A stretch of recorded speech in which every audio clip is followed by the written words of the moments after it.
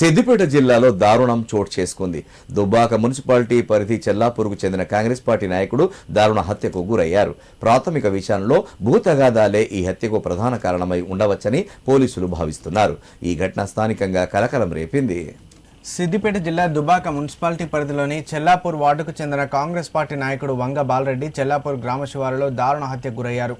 వంగ బాలరెడ్డి గత బీఆర్ఎస్ ప్రభుత్వ కాలంలో రైతు సమన్వయ సమితి కమిటీ చైర్మన్గా పనిచేశారు.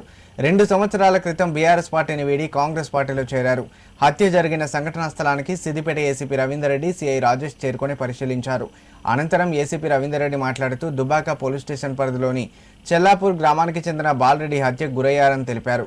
ప్రాథమిక విచారణలో భూ సమస్యలు, భూ తగాదాలే హత్యకు ప్రధాన కారణమై ఉండొచ్చని వెల్లడించారు.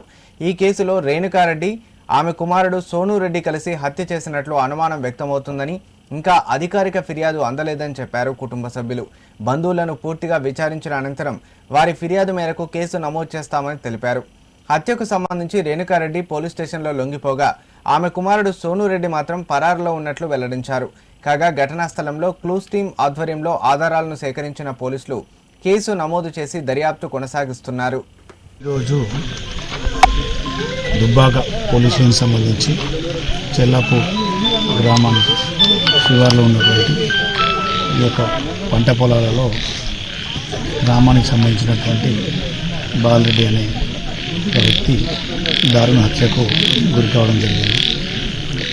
దీనికి హత్యకు ప్రధాన కారణం భూ సమస్యలు, భూ తగాదాలుగా ప్రాథమికంగా తెలుస్తున్నది. ఇది గత కొంతకాలంగా ఈ భూ తగాదాలు నడుస్తున్నట్టుగా తెలుస్తున్నది.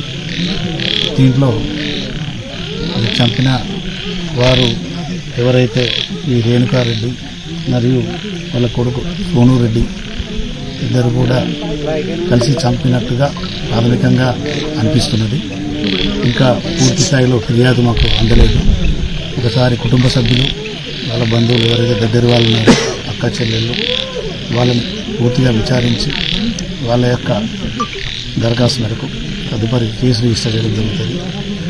ప్రాథమికంగా ఉన్న ఆధారాల ప్రకారం ఇప్పుడు మేము మీకు మీడియా ద్వారా తెలియజేయాలి.